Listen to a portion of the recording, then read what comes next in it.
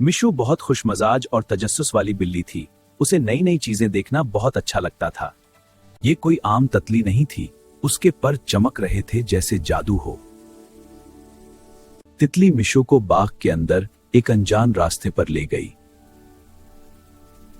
ये दरख्त आम नहीं था, कहा जाता था कि ये ख्वाहिशें पूरी करता है।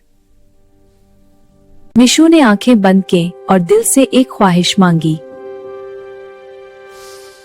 अचानक दरख्त जोर से चमक उठा, जैसे जादू शुरू हो गया हो। मिशू ने महसूस किया कि उसके अंदर कुछ बदल रहा है। अब मिशू में दूसरों की मदद करने की खास ताकत आ गई थी। वो हर जानवर की मदद करने लगी, सब उससे मोहब्बत करने लगे। जल्द ही मिशू सबकी पसंदीदा बुली बन गई। जादुई तितली एक बार फिर मिशू के पास आई। तितली जैसे कह रही हो कि असल जादू अच्छा दिल है।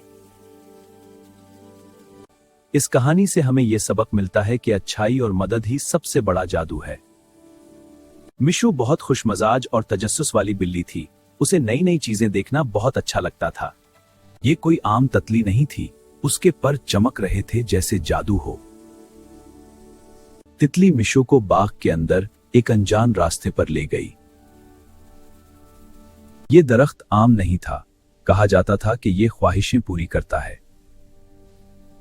मिशू ने आंखें बंद की और दिल से एक ख्वाहिश मांगी।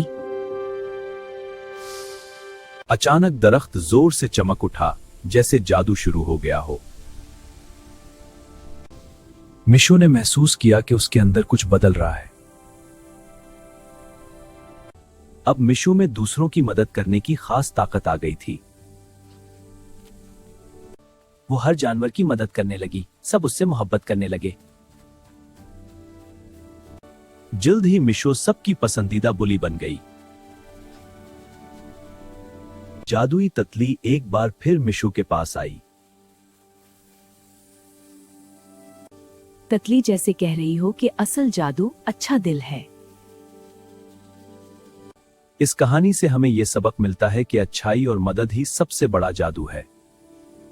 दोस्तों, अगर आपको हमारी प्यारी प्यार 10,000 के सब्सक्राइब करें, वीडियो को लाइक करें, नई कहानियों के लिए बेल आइकन जरूर दबा दें। शुक्रिया दोस्तों।